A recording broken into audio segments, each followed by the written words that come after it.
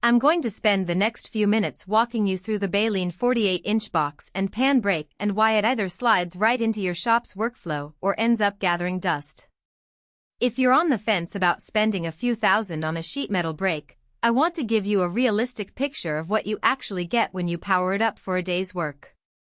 Link is in the description if you want to check the product details on Amazon. First off, let's talk about the problem most of us face when we first try to make a box or a deep draw pan. You have a piece of 14-gauge mild steel, you line it up on a cheap bench brake, you wrestle with uneven bends, you end up with a warped corner, and you spend an extra half hour fixing the mistake.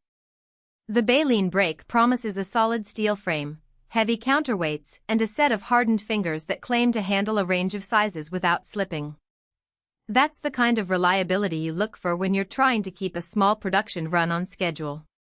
What makes this machine different from a budget bench model is the fully welded steel framework. Because the frame is welded rather than bolted, there's far less flex when you push the lever. In practice, that means the angle you set up to 135 degrees stays where you left it, even after you've bent a 14-gauge sheet a dozen times.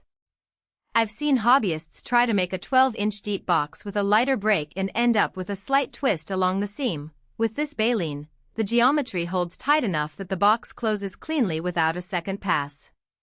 The 9 hardened fingers are another practical element. They're not just a gimmick, each finger is sized to hold different box widths, so you can switch from a narrow 4-inch pan to a broader 12-inch box without needing a separate set of tools. In a small fabrication shop that does a mix of custom brackets and larger enclosures, that flexibility cuts down on changeover time. You simply slide the appropriate finger into the clamping slot, lock it, and you're ready to go. It's the sort of little time saver that adds up when you're producing 10 or 20 pieces a day. Now, let's be clear about the capacity.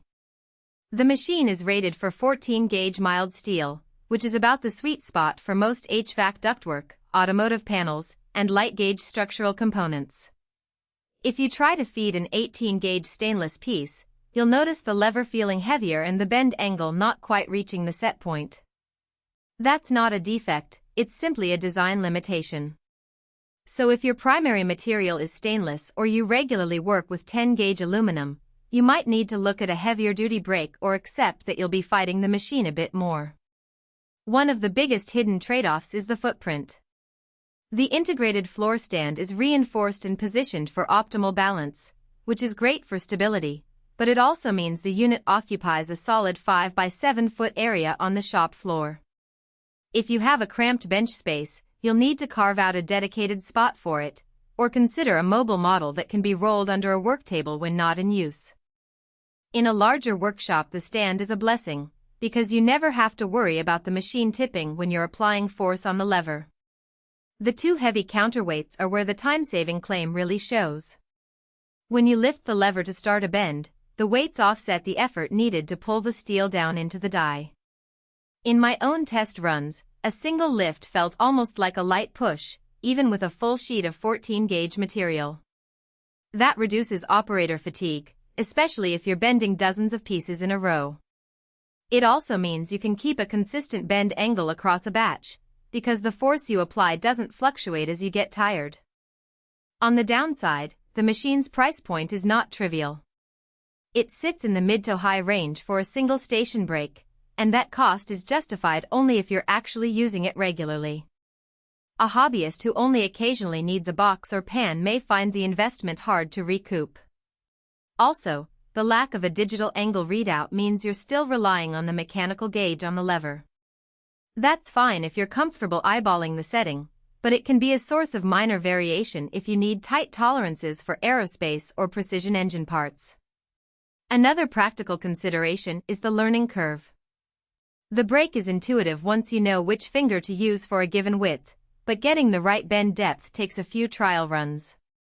The first piece you make will often be a little underbent, because the steel compresses slightly as the fingers close. After you get a feel for how many degrees of lever travel translate to a specific bend depth, the process becomes second nature. It's not a deal breaker, just a short adjustment period for anyone new to box and pan brakes.